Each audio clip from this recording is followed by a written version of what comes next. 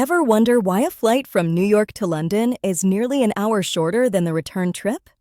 It's not a glitch in the Matrix. You're hitching a ride on an invisible atmospheric highway. Welcome to the jet stream, the high-altitude ribbon of wind that basically decides if you need a parka or a swimsuit today. Located about 5 to 9 miles up in the tropopause, these winds can scream at over 200 miles per hour. But what actually starts this engine?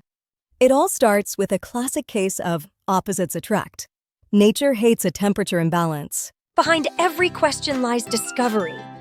I'm Saluna, and this is SciCurious, where we uncover the science shaping our world. Warm air from the tropics wants to head north to the poles to cool off. But as the Earth spins, thanks to the Coriolis effect, that air doesn't just move in a straight line.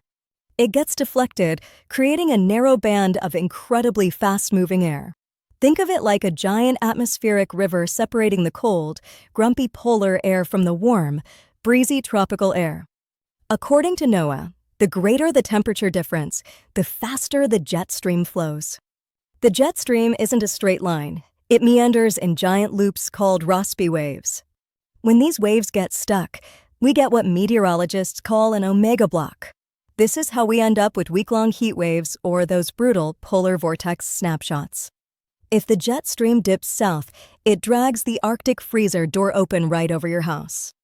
If it swings north, it's barbecue weather in February.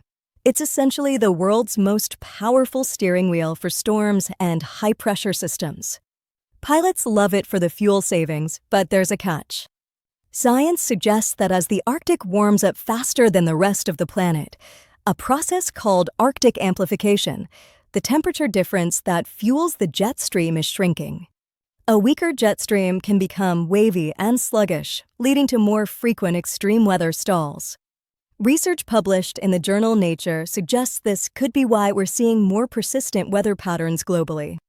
So, the next time you look at the 7-day forecast, remember there's a massive river of air 30,000 feet above you pulling all the strings. It's the invisible force connecting the North Pole to your backyard. Now, here's a question for the comments.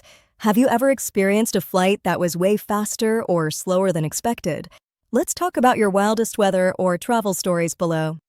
Don't forget to like and subscribe for more deep dives into the science of our world. There's always more to discover. I'm Selu, and this has been SciCurious. Stay curious, and I'll see you in the next wonder.